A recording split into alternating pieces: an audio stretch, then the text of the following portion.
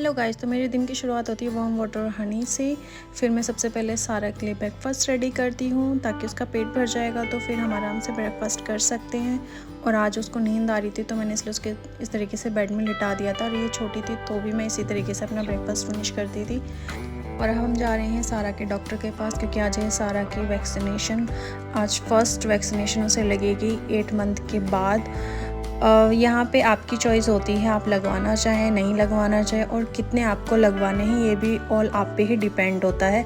तो मैं काफ़ी टाइम से ट्राई कर रही थी, पर मैं जब भी डॉक्टर के पास जाती थी कुछ ना कुछ छोटी मोटी प्रॉब्लम होती थी सारा को, तो इस वजह से वो नहीं अलाउ करते। जब भी कोई बेबी को कोई भी प्रॉब्लम हो वैक्सीनेट नहीं करते। दैन हम पहुँच गए डॉक्टर के पास, और ये है वेटिंग रूम। और ये सारा को बड़ा मज़ा आ रहा था इस पर स्विंग करने में। आज पहली बार उसने अपना वेटिंग रूम इन्जॉय करा था। नॉर्मली नहीं तो मुझे उसे पकड़ के बैठना पड़ता था और वो देखती रहती थी और बेबीज़ को कि वो कैसे एंजॉय कर रहे हैं। दैन वैक्सीनेशन बहुत अच्छा रहा, और अच्छी बात ये रही कि वो बिल्कुल भी रोई नहीं, और डॉक्टर भी बहुत ही शॉक्ड और बहुत खुश थे कि आपका बेबी बहुत ही अच्छा है, नहीं तो नॉर्मली बहुत ज़्यादा क्राई करते हैं बेबीज़। एंड देन फिर हम आ चुके थे बाहर, सारी चीज़ें हो गई थी, सारी चीज़ें नॉर्मल थी, कोई भी प्रॉब्लम भी नहीं थी आज। और नेक्स्ट वैक्सीन की अपॉइंटमेंट हमें 2 मंथ बाद की मिल गई है, क्योंकि यहाँ ऑलवेज़ चाहे बेबी का चेकअप हो या वैक्सीनेशन हमेशा पहले से ही अपॉइंटमेंट बुक करनी पड़ती है। और ड्यूरिंग टाइम में इसका रेगुलर चेकअप भी चलता रहता है। जो मैंने अगर आपने मेरी माय बेबी बैग वाली वीडियो देखी होगी तो उसमें मैंने लास्ट में एक कार्ड दिखाया जिसमें पूरे 7 से 8 अपॉइंटमेंट है टिल इसके 1 ईयर कंप्लीट होने तक, और वो मुझे उस ड्यूरिंग टाइम में हमेशा कंप्लीट करना है टास्क। मतलब उस मंथ में जाके डॉक्टर को चेकअप ज़रूर करवाना है सारा को।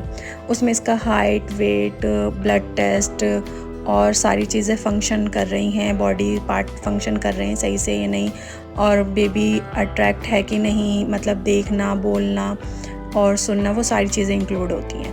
तो काफ़ी अच्छा रहता है। बात करते हैं डॉक्टर भी और पूछते हैं बहुत सारी चीज़ें।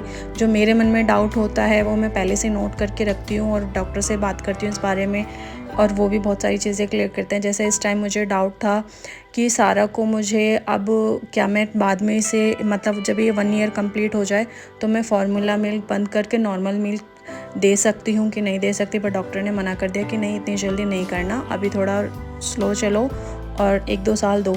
फिर हम आ गए थे टॉयज़ ख़रीदने के लिए। रास्ते में शिवा का कॉल आ गया था, हम बहुत टाइम से सोच रहे थे, तो हमने फिर सारा के लिए कुछ टॉय ख़रीदे, और फिर हो गया था लंच का टाइम।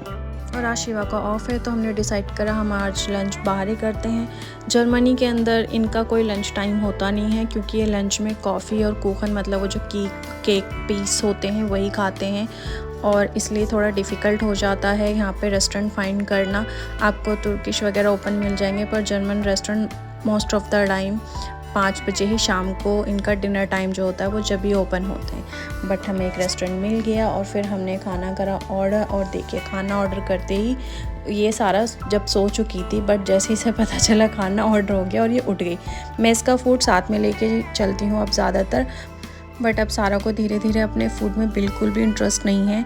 ये वो फूड खाना पसंद करती है जो मैं खाती हूँ। अगर इसने मुझे खाते हुए देख लिया, भले ही इसने अभी खाया हो, बट इसे वो चाहिए जो मैं टेस्ट कर रही हूँ। तो फिर मैंने इसको थोड़ा सा, क्योंकि जो मैंने ऑर्डर करा था उसमें आलू और सॉस थी, तो वो टेस्ट कराया और बड़े मज़े से इसने खाया। स्टिल ख़त्म होने के बाद भी ये क्राई करने लगी कि नहीं मुझे और चाहिए, बट मैं ज़्यादा नहीं दे सकती थी क्योंकि सॉस क्रीम से बनी थी, और ऐसी चीज़ें भी थोड़ी कंट्रोल करना सही रहेगा। और ये व्यू आप लगभग मेरी हर वीडियो में देखने को मिलेगा, क्योंकि हम जब घर जाते हैं तो बीच में रेड लाइट पड़ती है और वहाँ पे ये व्यू आता है, और मुझे बहुत अच्छा लगता है ये व्यू। तो इस तरीके से हमने आज का दिन स्पेंड करा। और ये जो आप घर देख रहे हैं ये घर नहीं है, ये है यहाँ का इकलौता सिनेमा हॉल। यस, क्योंकि यहाँ के लोग ज़्यादातर सिनेमा में जाते नहीं हैं, वो घर पे ही बैठ के टीवी देखना पसंद करते हैं, तो इसलिए आई थिंक उन्होंने छोटा सा बच्चों के लिए, टूरिस्ट के लिए बना रखा है। और ये जो आप सामने देख रहे हैं ये है सुखस्पित्ज़े। ये यहाँ का मोस्ट फेमस प्लेस है। ये सर्दी और गर्मी दोनों में ही अपनी जगह बहुत ही अट्रैक्टिव प्लेस है। तो आप जब भी गारमेश आएँ तो यहाँ विज़िट ज़रूर करें। थोड़ी एक्सपेंसिव टिकट है बट पैसा वसूल है। Thank you for watching, bye bye.